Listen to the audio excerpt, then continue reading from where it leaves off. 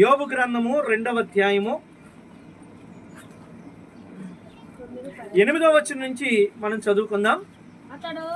అతడు ఒళ్ళు గీక్కొనుటకై చిల్ల పెంకు తీసుకొని బూడిదలో కూర్చుండగా అతని భార్య వచ్చి, జాగ్రత్తగా వినండి, నీవు ఇంకను యథార్థతను వదలకయుందువా, దేవుని దూషించి మరణము కమ్మనెను.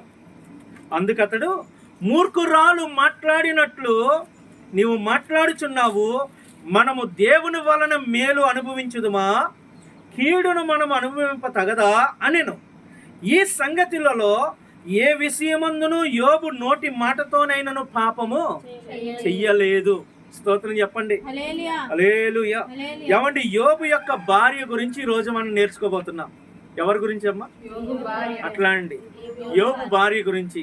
యోబు భార్య గురించి ఈ ఒక్క వచనంలోనే రాయబడి ఉంది.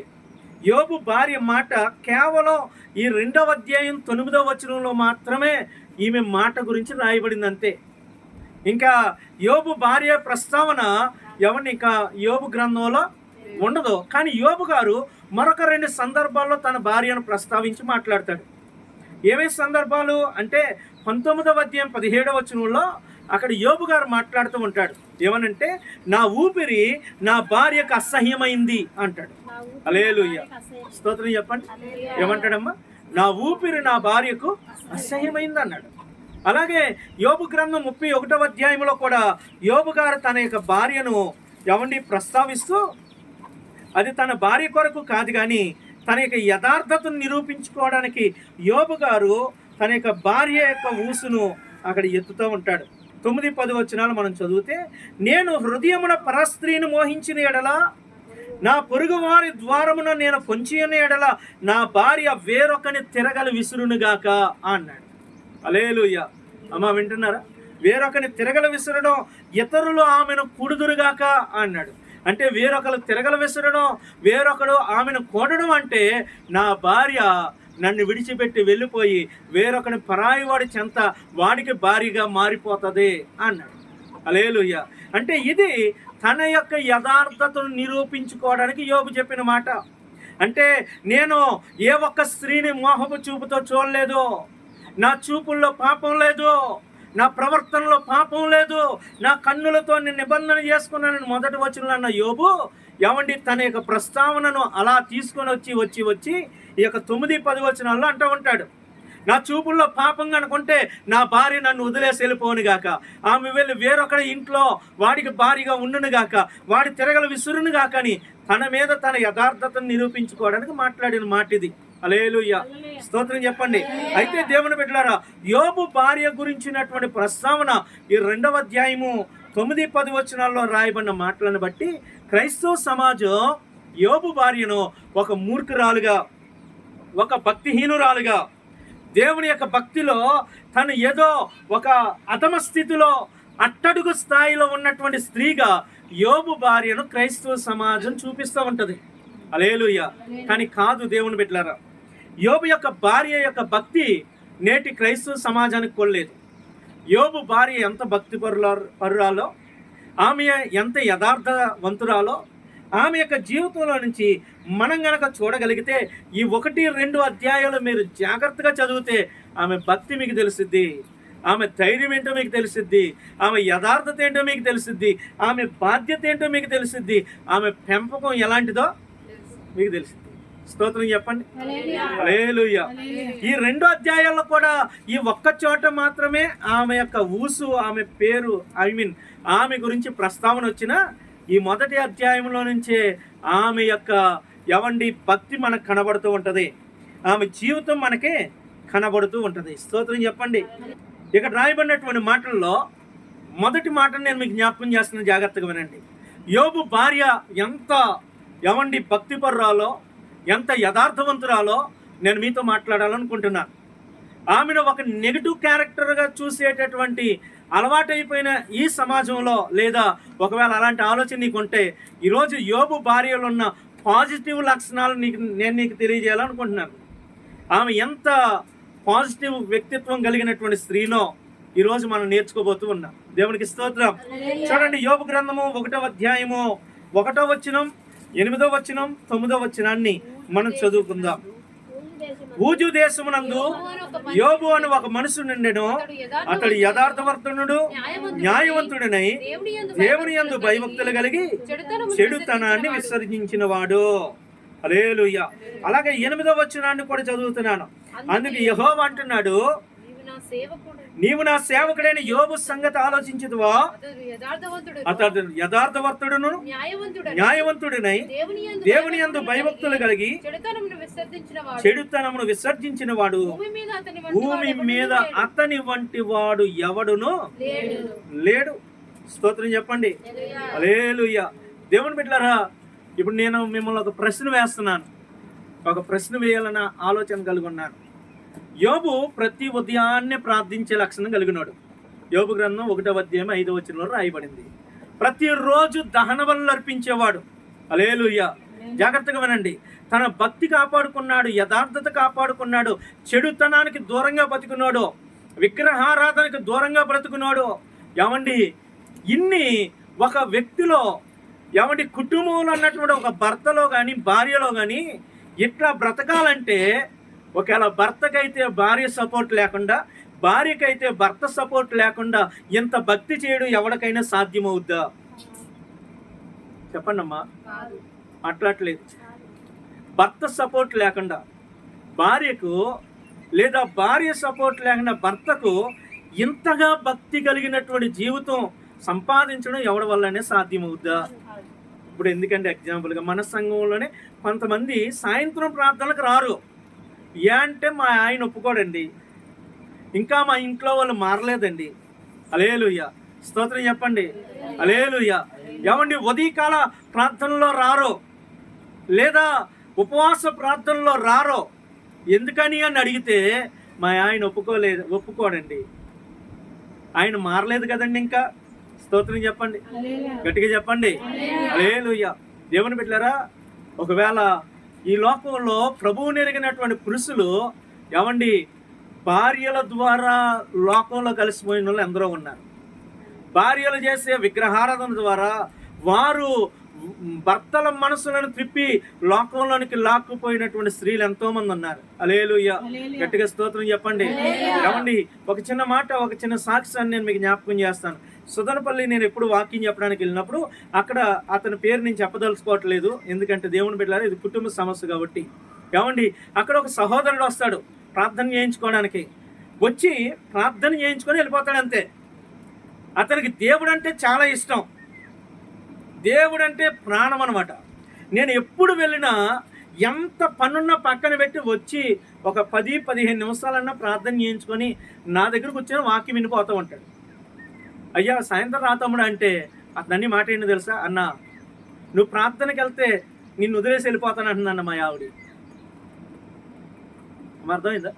నువ్వు గనక ప్రార్థనకు పోతే నేను నీకు విడాకులు ఇచ్చి మా పుట్టింటికి వెళ్ళిపోతాను అంటుంది మా ఆవిడ. చూడండి, అతనికి ఎంత ఇష్టమున్నా భార్య సపోర్ట్ లేకపోతే భర్త భక్తి చేయగలరా? భర్త సపోర్ట్ లేకపోతే భార్య భక్తి చేయగలుగుతుందా? హల్లెలూయా. దేవుని బిడ్డలారా, జాగ్రత్తగా వినండి. అర్థమైందా? ఇక్కడ రాయబడినటువంటి వాక్యంలో మాట, యోబు యథార్థవంతుడు, నీతిమంతుడు, యెహోవా యందు భయభక్తులు కలిగినాడు, చెడుతనాన్ని విసర్జించినటువంటి జీవితం కలిగినాడు. అంటే అది అతని యొక్క భక్తి మాత్రమే కాదు, అతని భార్య యొక్క భక్తి కూడా. స్తోత్రం చెప్పండి. హల్లెలూయా. అతని భార్య ఎంత సపోర్ట్ చేయకపోతే యోబు అంత భక్తి చేసి దేవుని దృష్టిలోనూ సాతాను దృష్టిలో కూడా సాక్ష్యం పొందుతాడు. ఒకసారి ఆలోచించండి. ఏమండి, కాబట్టి దేవుని బిడ్డలారా, ఈ యొక్క యోబు యొక్క భక్తి ఇక్కడ తన జీవితం ఎంత చక్కగా కొనసాగించబడుతుందంటే, ఈమె భర్తకు సహకరించే స్త్రీగా మనం చూడగలం. భర్త చేసే భక్తికి సహకరించే స్త్రీగా మనం చూడగలం. భర్త ఉదయాన్నే లెగిస్తే ఎంత మాత్రం విసుక్కునేది కాదు. దహన బలులు అర్పిస్తుంటే అంతిస్తావా ఇంతిస్తావా అని ఎవడి భర్తను అదుపు చేసే స్త్రీ కాదు, ఈమె కూడా భక్తి పరురాలుగా మనం చూడగలం. హల్లెలూయా. గట్టిగా స్తోత్రం చెప్పండి. గట్టిగా చెప్పండి. హల్లెలూయా. నేటి సమాజంలో కూడా చాలా మంది భర్తలు ఏమండి ప్రభు సన్నిధికి రాకపోవడానికి కారణం ఏంటి తెలుసా? ఇంట్లో భార్యలు ఒప్పుకోక. హల్లెలూయా. కానీ యోబు పరిస్థితులు అట్లా లేదు. యోబు చక్కగా ప్రభువులు ఎదిగినాడు. చక్కగా దేవుని దృష్టిలో సాక్ష్యం సంపాదించుకున్నాడు. చక్కగా ఏమండి దేవునికి దహన బలులు అర్పించేవాడు, ఉదయకాల ప్రార్థన చేసేవాడు. హల్లెలూయా. దేవుని బిడ్డలారా, ఈ వచనాన్ని బట్టి నేను మీకు తెలియజేయాలనుకున్నటువంటి అద్భుతమైన మాట, యోబు యొక్క భార్య యోబును ఎంతో వెనకాలుండి ఏమండి భక్తి జీవితంలో ప్రోత్సహించిన స్త్రీగా మనం చూడగలుగుతాం. అడ్డు చెప్పిన స్త్రీ కాదండి, ప్రోత్సహించే స్త్రీ. హల్లెలూయా. ఎన్నడూ అడ్డగించలేదు. ప్రతి విషయంలో ఏమండి తన యొక్క అండ, తన యొక్క ప్రోత్సాహం యోబుకు కలిగినటువంటిదిగా మనం ఇక్కడ చూడగలుగుతాం. బిడ్డలారా, ఈరోజు ఈ వచనాన్ని బట్టి నేను మీతో మాట్లాడాలనుకుంటున్నాను. నీ భర్తలను మంచి విషయాల కొరకు ప్రోత్సహించండి. అమ్మా వింటున్నారా? ఈరోజు నీ భర్తను లోకంలో పని కొరకు నువ్వు ప్రోత్సహించినా ప్రోత్సహించకపోయినా, ఊరు ప్రయాణాలకు ప్రోత్సహించకపోయినా, చుట్టాల కొరకో కులం కొరకో బంధువుల కొరకో నువ్వు ప్రోత్సహించకపోయినా, భర్తను దేవుని మందిరానికి నడిపించడానికి ప్రోత్సహించు. భర్తను నువ్వే సరి చేసుకోవాలా, నీ భార్యతో నువ్వే చెప్పుకోవాలా, నీ పిల్లలకి నువ్వు చెప్పాలా దేవుని విలువేంటో. నువ్వు ఏ పరిస్థితుల్లో ఉన్నప్పుడు దేవుడు నిన్ను ఆదుకున్నాడో చెప్పాలి, నిన్ను ఏ స్థితిలోంచి ఏ స్థితికి తీసుకొచ్చాడో చెప్పాలి. దేవుని బిడ్డలారా, లోకమేంటో, బంధువులేంటో, కులమేంటో, మతమేంటో, దేవుడేంటో నువ్వు చెప్పాలి. ఈరోజు నీ కులం నిన్ను ఆదుకోదో, నీ మతం నిన్ను ఆదుకోదో. దేవుని బిడ్డ నిన్ను ఆదుకోగలిగింది ఒక దేవుడు మాత్రమే. స్తోత్రం చెప్పండి.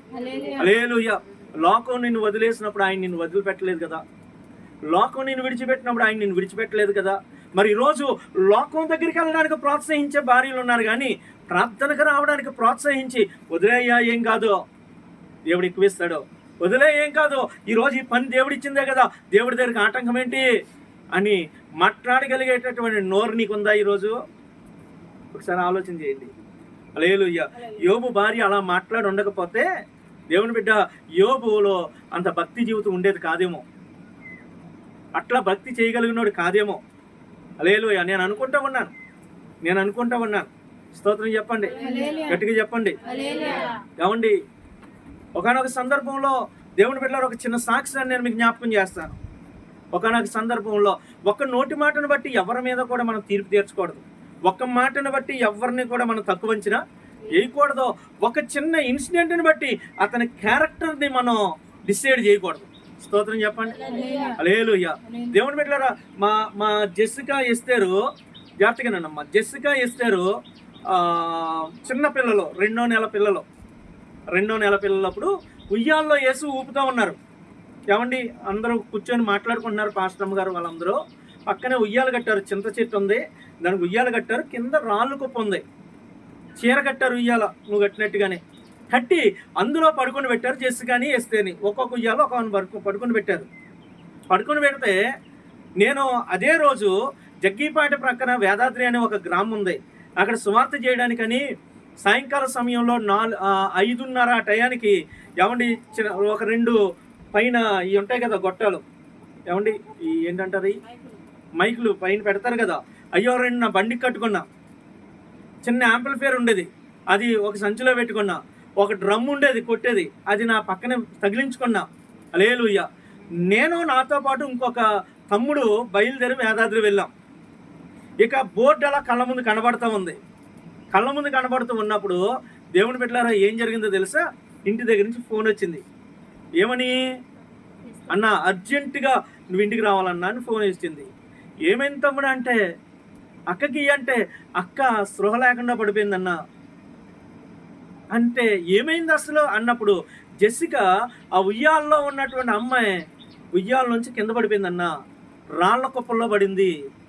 పక్కన ఉన్న రాళ్ల కుప్పలో పడితే ఒళ్ళంతా ఎర్రగా కందిపోయింది. ఒక రాయి తలగా తగిలితే ఈ తల నీళ్ళ డెక్సా కింద పడినప్పుడు ఎంత లోనికి వెళ్ళిపోద్దో అంత లోనికి వెళ్ళిపోయింది అని ఏమండి చెప్పారు.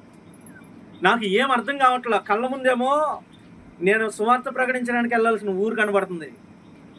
ఏమండి, మాటలేమో ఇంటి దగ్గర పరిస్థితి బాగోలేదని వినబడుతుంది. హల్లెలూయా. దేవుని బిడ్డలారా, అక్కడి నుంచి నేను అయ్యా నీ పని చేయడానికి వచ్చాం కాబట్టి మొదట నీ పని కొరకు నేను వెళ్తానయ్యా అని దేవుని బిడ్డలారా పోయి వేదాద్రి అనే ఊర్లో ఆ సౌండ్ సిస్టమ్ పెట్టి వెనకొచ్చాం. ఇంటికి వచ్చినాక మా జెసికాని పట్టుకొని నేను, సంజయ్, పాస్టమ్మ గారు, ఇంకొక అమ్మాయి సర్పణ ఉండేది, మేమందరం కలిసి 2 బండ్లు వేసుకొని తిరుగుతూ ఉన్నాం హాస్పిటల్లన్నీ. జగ్గీపేటలో సుమారు 4-5 హాస్పిటల్ ఉన్నాయి, పిల్లల హాస్పిటల్. ఏ హాస్పిటల్ తిరిగినా ఇక్కడ అవ్వదు విజయవాడ తీసుకోండి, ఇక్కడ అవ్వదు గుంటూరు తీసుకోండి, ఇక్కడ అవ్వదు హైదరాబాద్ తీసుకోండి, వెళ్తే ఒక 40,000 మీ జేబులు వేసుకొని పొండి అంటా ఉన్నారు. ఎందుకు? ఆ టెస్టులకే 30,000 దాకా అవుద్ది. ఈ బ్రెయిన్కి, ఈ యొక్క తలకి సంబంధించిన టెస్టులకే 20-30,000 అవుతే మీరు అంత అమౌంట్ జేబులు వేసుకొని పొండి, ఫ్రీ ట్రీట్మెంట్ చేసినా టెస్టులు అయితే ఫ్రీగా చేయరు కదా అన్నారు. హల్లెలూయా. ఏమండి, కింద పడిపోయిన తర్వాత ఆమెకు నోటి మాట లేదు, చూస్తుందంతే, పాలు తాగట్లేదు, ఏడవట్లేదు. ఏమండి, అట్లా సాకులో అలా ఉండిపోయింది. హల్లెలూయా. తిరిగి వచ్చినాక ఎక్కడికి వెళ్ళినా అదే మాట అనేటవాడికి ఏం అర్థం కావట్లే. పాస్టమ్మ గారు ఒకటే ఏడుస్తూ ఉంది. అయ్యా ఎవరినన్నా అడగండి, మనం వెళ్దామని అందరిని అడుగుతుంది. అందరి దగ్గరికి వెళ్ళి ఆంటీ నేను ఇస్తానంటీ, తర్వాత ఇస్తానంటీ, డబ్బులు ఇవ్వండి ఆంటీ అని అందరిని అడుగుతూ ఉంది. హల్లెలూయా. దేవుని బిడ్డలారా, అలాంటి సమయంలో నేను కూర్చొని ప్రార్థన చేస్తూ ఉంటే నాకు ఒక మాట గుర్తొచ్చింది. ఏంటి? నన్ను గణపరచు వారిని నేను గణపరుస్తాను. హల్లెలూయా. ఆ మాట గుర్తొచ్చేటప్పటికి దేవుని బిడ్డలారా ఏమైంది తెలుసా? అయ్యా నేను నీ పని చేస్తాను, నేను గణపరుస్తాను, నన్ను గణపరుస్తావు, సిగ్గుపరచవు అని నేను వెళ్ళి ప్రార్థన పెట్టి వస్తా, తర్వాత పోదామన్న పాస్టమ్ గారితో. హల్లెలూయా. ఏమండి, ఆ చుట్టూ ఉన్న సంఘం అంతా, చుట్టూ ఉన్న వాళ్ళందరూ, జయంతిపురంలో ఉన్న వాళ్ళందరూ ఒకటే మాట్లాడి, ఈడికి పిచ్చి పట్టింది, ఈ పాస్టర్ గారికి పిచ్చి పట్టింది, పిల్ల చావు బతుకుల్లో ఉంటే ప్రార్థన పెడతానంటున్నాడు, పోయి పిల్ల చావు బతుకుల్లో ఉంటే ప్రార్థన కావాలన్నాడు అని అందరూ అట్లే మాట్లాడుతూ ఉన్నారు. పాస్టమ్మ గారు మాట ఉంది, ఏమన్నారు తెలుసా? నీకు పిల్లల మీద భార్య మీద లేని వాళ్ళు పెళ్ళి ఎందుకు చేసుకున్నావు, మమ్మల్ని ఏడదాకా ఎందుకు తీసుకొచ్చావు? ఎందుకందమ్మా? పిల్ల చావు బతుకుల్లో కనబడుతూ ఉంది. మీకు విషయం తెలుసా? అప్పటికే నేను అక్కడికి వెళ్ళడానికి పెట్రోల్కి డబ్బులు ఎట్ట వచ్చినాయి తెలుసా? ఏమండి, ఆమె 2 నెలల బాలింతగా ఉండి మిషన్ కుట్టి నాకు డబ్బులు ఇచ్చింది. పెద్ద ఆపరేషను. ఏ ఆపరేషను? పెద్ద ఆపరేషన్లు మిషన్ ఎన్ని నెలలు కుడతారమ్మా? సంవత్సరం దాకా కుట్టినవారు. ఏమండి, మా దగ్గర అసలు కనీసం రూపాయి లేదు చేతిలో. నాకు దేవుడు దర్శనం ఇచ్చాడు. మేరీ నేను ఫలానా ఊరు వెళ్ళి అక్కడ ప్రార్థన పెట్టాలంటే మిషన్ కుట్టి 45 రూపాయలు ఇస్తే పెట్రోల్ పోయించుకొని పోయాను నేను ఆ ఊరు. అంటే ఆమెలో భక్తి లేదా ఆ మాట అన్నందుకు? అట్లేదండి. కుట్లు తెగిపోతాయని తెలిసిన, ఏమండి, మిషన్ కుడితే అప్పుడు మోటార్ లేదు, కాలుతో తొక్కాల. కుట్లు తెగిపోతాయని తెలిసిన దేవుని కొరకు తెగించి మిషన్ కుట్టి పెట్రోల్కి డబ్బులు ఇచ్చిన ఆమె ఏమందే, నీకు దేవుడు ఎక్కువైనప్పుడు మమ్మల్ని ఎందుకు చేసుకున్నావు అంటే ఆమెలో భక్తి లేనట? లేదండి. కొన్నిసార్లు పరిస్థితులు మనతో మాట్లాడిస్తాయి. పరిస్థితులు మన నోటంట, ఏమండి, మన కళ్ళ ముందు కనబడే పరిస్థితులు మన నోటంట అవిశ్వాసపు మాటలు పలికిస్తూ ఉంటాయి. ఇక్కడ యోబు భార్య కూడా అట్లే పలుకుంటుంది. హల్లెలూయా. దాన్ని బట్టి యోబు భార్యను మనం తక్కువ చేసి చూడాల్సిన అవసరం లేదు. ఏమండి, ఒకవేళ ఆమె గనక ఆ సమయంలో అట్లా మిషన్ గుర్తి డబ్బులు ఇచ్చి మీరు ఎలాంటి పరిచయం చేయండి అని నాకు నా పక్కన నిలబడకపోతే నేను సేవ చేసి ఉన్నా. అక్కడ 5 ప్రాంతాల్లో నేను సువార్త ప్రకటించేవన్నా, 5 గ్రామాల్లో సంఘాలు కట్టేవన్నా. లేదండి, భార్య సహకారం లేకుండా భర్త ఈ లోకంలో సేవ చేయలేడు, భక్తి చేయలేడు. హల్లెలూయా. ఇక్కడ రాయబడినటువంటి మాటల్లో దేవుని బిడ్డలారా, తర్వాత ఏమండి అన్ని మాటలన్నా వెళ్ళి అక్కడికి వెళ్ళి ప్రార్థన పెట్టి తిరిగి వచ్చిన తర్వాత నేను అక్కడ ప్రార్థన పెట్టి సంఘం అంతటితో ప్రార్థన చేయించా. అయ్యా నా పరిస్థితి ఇది, ఇంటి దగ్గర ఎలా ఉంది, నా కూతురు చావు బతుకులు ఉంది, నేను దేవుని పని చేస్తే దేవుడు నా పని చేస్తాడని నేను వచ్చా. నేను పాస్టమ్మ గారితో ఒకటే మాట అనిపోయినా, మేరీ ఇదిగో ఇప్పుడు మనం ఈ ప్రార్థన వదులుకొని మనం పోయినా దేవుని చిత్తం కాకపోతే పాప బ్రతకదు, దేవుని చిత్తం అయితేనే బ్రతికిద్ది కదా. కాబట్టి ఈ ప్రార్థన, ఈ పాప కొరకు దేవుని చిత్తం ఒకవేళ కాకపోతే సరే సంతోషంగా మనం యాక్సెప్ట్ చేద్దాం మరణాన్ని. కానీ దేవుని చిత్తం అయితే పాపకి ఏం కాదు, నేను వెళ్ళి ప్రార్థన పెట్టి వస్తానని వెళ్ళామండి. వెళ్ళి ప్రార్థన పెట్టి ఇంటికి వచ్చేవాడికి నోటి మాట లేకుండా పడిపోయిన జెసికా చక్కగా పాలు తాగుతూ ఉంది, పాస్టమ్మ గారి పక్కన ఆడుకుంటుంది, కాళ్ళు చేతులు ఆడిస్తూ ఉంది. హల్లెలూయా. స్తోత్రం చెప్పండి. దేవుని బిడ్డలారా, ఏమండి, టెస్టులకే 20-30 వేలు అవుతుందంటే ₹1 పెట్టి ట్యాబ్లెట్ ఇలా రూపాయి నేను ప్రభు పులిపేట దగ్గర నిలబడి మాట్లాడుతున్నాను. రూపాయితో ట్యాబ్లెట్ కొనలే అసలు. ₹1 ట్రీట్మెంట్ కోసం మేము ఖర్చు పెట్టనివ్వలా దేవుడు. ఎందుకు? నువ్వు నా పని చేయి, నేను నీ పని చేస్తా అన్నాడు. హల్లెలూయా. నువ్వు నన్ను గణపరిస్తే నేను నిన్ను గణపరుస్తానన్న దేవుడు వదిలాడా? వదిలేదండి. అలాగే దేవుని బిడ్డలారా, ఆ రోజు ఆవిడ యొక్క సపోర్ట్ లేకపోతే ఏమండి పరిచర్య జరిగేదా? ఇప్పుడు ఆమె అన్న ఒక మాటను బట్టి ఏమండి ఏదో అక్కడ ఉన్నటువంటి కన్న పిల్లల మీద ఉన్న ప్రేమను బట్టి అన్న మాట ఆమె భక్తిని నిర్ణయించగలదా? ఆమె యొక్క క్యారెక్టర్ నిర్ణయించగలదా? లేదు. దేవుని బిడ్డలారా, మన పరిస్థితుల్లో కొన్నిసార్లు మన నోటంట పలికే మాట కాదు మనం చూడాల్సింది, అంతరంగంలో ఉన్నటువంటి భక్తిని చూడాలా. స్తోత్రం చెప్పండి. అంతరంగంలో ఉన్న స్థితిని మనం చూడాలా. ప్రభుకి స్తోత్రం చెప్పండి. హల్లెలూయా. తర్వాత కాలంలో ఏం జరిగిందో తెలుసా? ఆ రోజు ఆ మాట ఉంది కదా, తర్వాత కాలంలో మేము పరిచర్యకి వెళ్తా ఉంటే మాకు కనీసం తినడానికి ఉండేది కాదు. జాగ్రత్తగానండి. కనీసం మా పిల్లలకి ఏమండి ఒక పూట అన్నం పెట్టలేనటువంటి పరిస్థితి మాది. జాగ్రత్తగానండి. వాళ్ళు ఏడుస్తూ ఉంటే పాస్టమ్ గారు పక్కన కూర్చొని ఏడ్చేది. పాలు వచ్చేది కాదు. 2 పిల్లలకు పాలు ఇవ్వాలా, పాలు వచ్చేవి కాదు. అమూల్యకి పెడతానికి తిండి ఉండేది కాదు. మేము తినడానికి ఉండేది కాదు. ఏమండి మేము అట్టే ఉపవాసం నుండి ప్రభువా నీ పరిచర్య మేము ముందుకెళ్తాం ప్రభువా అని మేము సేవ చేస్తా, మేము ఇంట్లో కూర్చొని ప్రార్థన చేస్తూ ఉండేది. నేను వెళ్ళి సువార్త ప్రకటిస్తూ ఉండేది.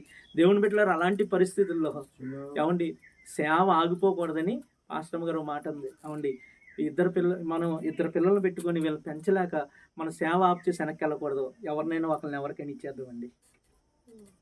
ఎందుకు? పని చేసుకుందామండి అనలా, ఉద్యోగానికి పోదామండి అనలా. ఉద్యోగానికి పోతే నాకు ఉద్యోగం రెడీగా ఉంది. మేము జగ్గిపేటలో బేబమ్మ అనే వాళ్ళ ఇంట్లో ఉండేవాళ్ళం.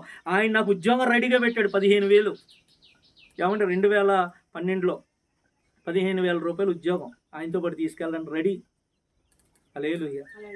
అయ్యా ఏమండి మనకు పోషణ వెళ్తలేదు కదా, మీరు సేవ మానేసి ఉద్యోగానికి వెళ్ళండి అనలా. ఏమండి మనం వీళ్ళని పోషించుకుంటూ మనం సేవ చేయలేకపోతున్నాం. దేవుని పని వెనకబడిపోతుంది. మన దేవుళ్ళు ఎదగలేకపోతున్నాం. కాబట్టి ఎవరినైనా ఒకరికి ఇచ్చేద్దాం. కనీసం అక్కడైనా మంచిగా తింటారేమో, వాళ్ళైనా మంచిగా పెడతారేమో. స్తోత్రం చెప్పండి. హల్లెలూయా. గట్టిగా చెప్పండి.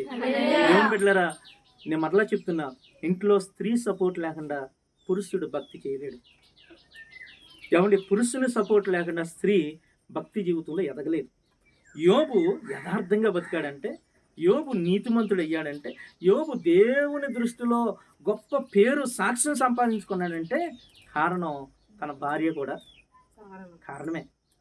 తన భార్య చేసినటువంటి ఏమండి ప్రోత్సాహం కూడా కారణమే. హల్లెలూయా. స్తోత్రం చెప్పండి. 2వ మాటను జ్ఞాపకం చేస్తున్నానండి. ఈమె ఏమండి ఎంతమందికి తల్లి?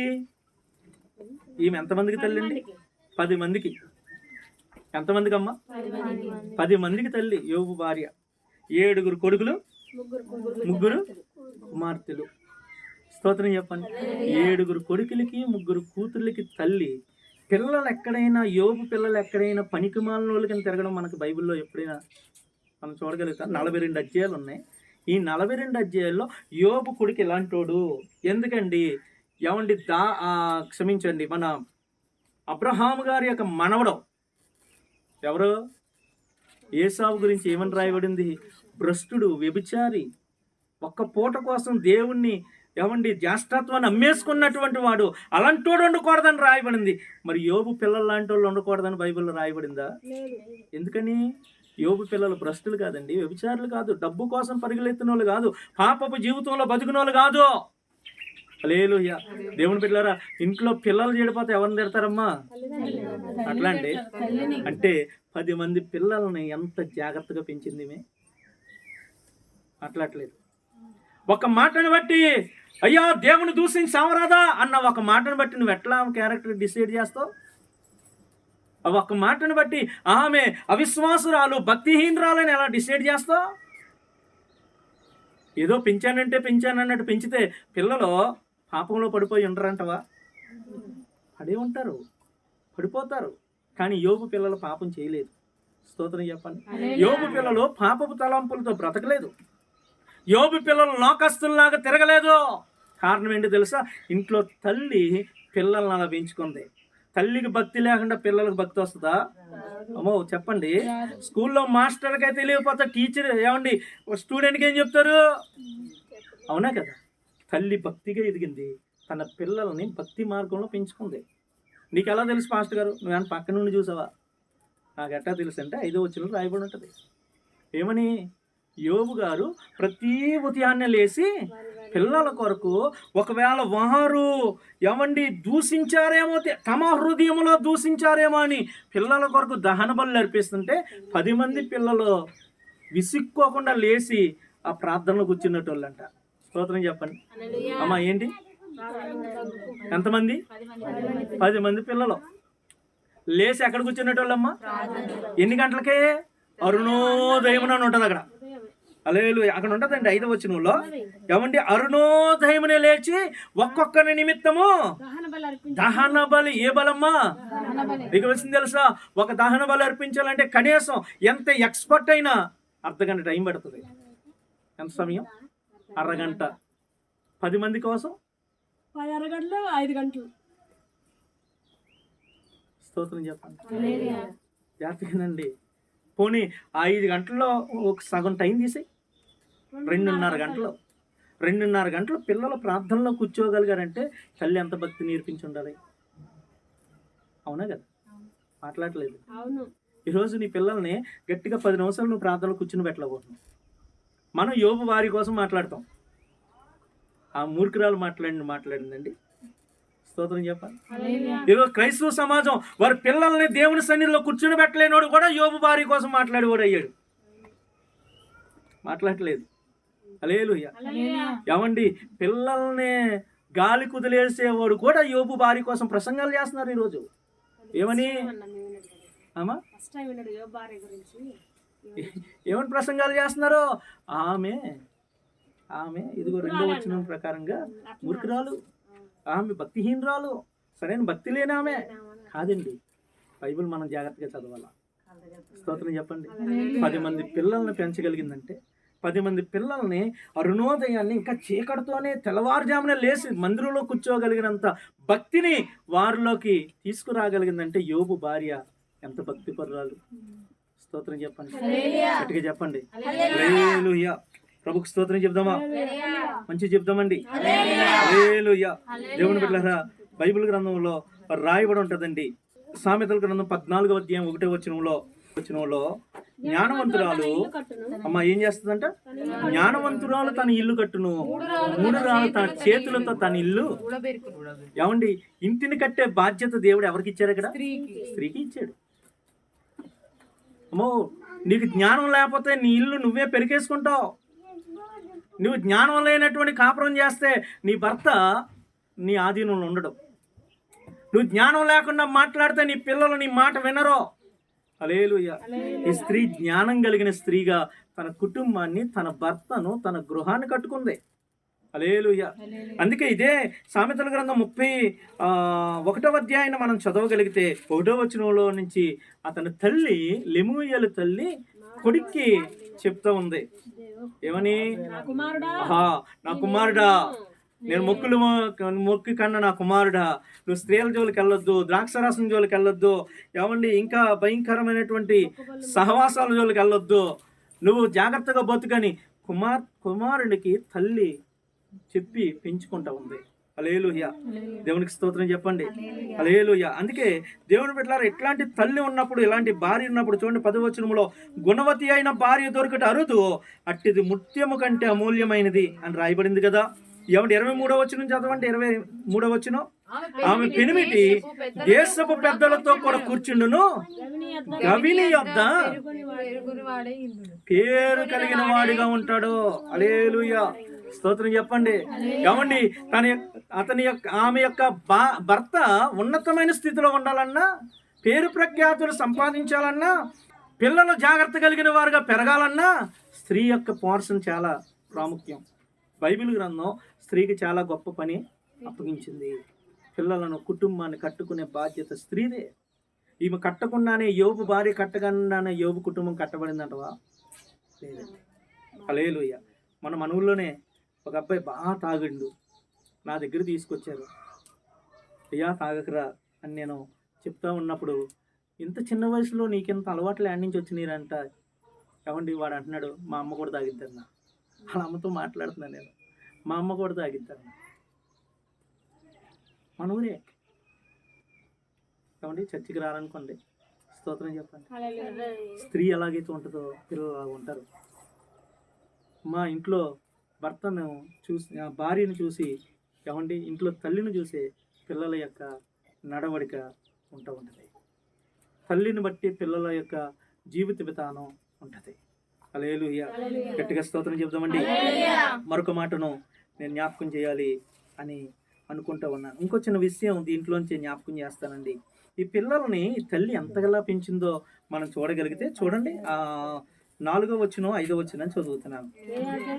అదే యోబు గ్రంథం 1వ అధ్యాయం. మన యోబు కోసమే కదా మాట్లాడుకునేది.